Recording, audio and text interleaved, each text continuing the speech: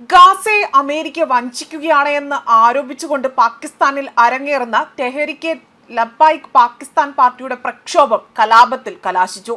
Punjab police നടത്തിയ വെടിവെപ്പിൽ 11 party പ്രവർത്തകർ കൊല്ലപ്പെട്ടതായി തന്നെ TLP നേതാവ് വ്യക്തമാക്കുന്നു. ഗാസ സമാധാനത്തിനായി അല്ലെങ്കിൽ സമാധാന കരാറിന് എതിരെയായിരുന്നു സർക്കാരിനോട് പ്രതിഷേധവുമായി ഇവർ രംഗത്ത് വന്നത്. പാകിസ്ഥാൻ ഇപ്പോൾ അഭിമുഖീകരിക്കുന്ന പ്രധാന ഒരു പ്രശ്നം ആഭ്യന്തര കലാപം തന്നെയാണ്. ഇതോടുകൂടി തന്നെ പാക് പ്രധാനമന്ത്രിയും കൂട്ടർക്കും വലിയൊരു തിരിച്ചടി തന്നെയാണ് കിട്ടിയിരിക്കുന്നത്. ഒപ്പം തന്നെ ഇവർ ക്രമസമാധാനം തിരികെ കൊണ്ടുവരാൻ പണിപ്പെടുകയാണ്. 20-ലേറെ പ്രവർത്തകർക്ക് പോലീസ് അതിക്രമത്തിൽ പരിക്കേറ്റതായും സർക്കാർ ഇവർക്ക് വൈദ്യസഹായം നിഷേധിച്ചതായും TLP നേതാവ് ഇവിടെ ആരോപണം ഉന്നയിക്കുകയാണ് ചെയ്തിരിക്കുന്നത്. അമേരിക്കയുടെ ഗാസ സമാധാന കരാറിനെതിരെയാണ് TLP കഴിഞ്ഞ ദിവസം പ്രതിഷേധം സംഘടിപ്പിച്ചത്. അമേരിക്കയുടെ സമാധാന പദ്ധതി ഗാസയെ വഞ്ചിക്കുന്നതാണ് എന്നതാണ് ഇവരുടെ ആരോപണം. ഇതിനെതിരെ വെള്ളിയാഴ്ച ഇസ്ലാമാബാദിലെ US എംബസിയിലേക്ക് മാർച്ച് നടത്തുവാനും TLP നേതൃത്വം ആഹ്വാനം ചെയ്തിരുന്നു. എന്നാൽ ആകട്ടെ TLP നേതാവായ നഈം ചഥായെ ഇസ്ലാമാബാദിൽ വെച്ച് പോലീസ് അറസ്റ്റ് ചെയ്തതോടുകൂടി തന്നെ പ്രതിഷേധം അക്രമാസക്തമായി തന്നെ കലാശിക്കുകയായിരുന്നു.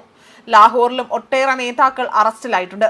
തുടർന്നാണ് ആയിരക്കണക്കിന് TLP പ്രവർത്തകരാകട്ടെ ലാഹോറിൽ സംഘടിച്ചുകൊണ്ട് പ്രതിഷേധം ശക്തമാക്കിയത്.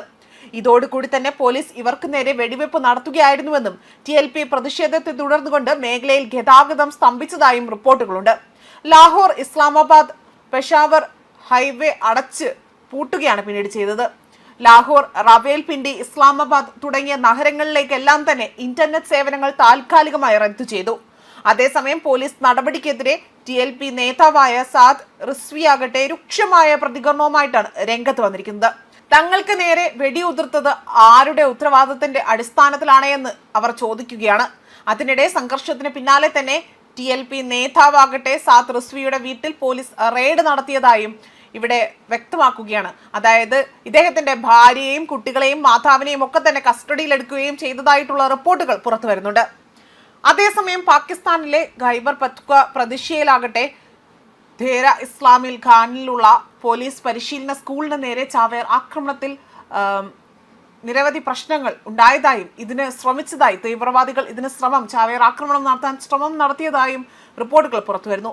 പക്ഷേ സുരക്ഷാ സേന ആക്രമണം പരാജയപ്പെടുത്തി. തുടർന്നുണ്ടായ ഏറ്റുമുട്ടലിൽ 6 തീവ്രവാദികൾ കൊല്ലപ്പെട്ടുവെന്നും 3 പോലീസുകാർ കൊല്ലപ്പെട്ടുവെന്നും റിപ്പോർട്ടുകൾ സൂചിപ്പിക്കുന്നു.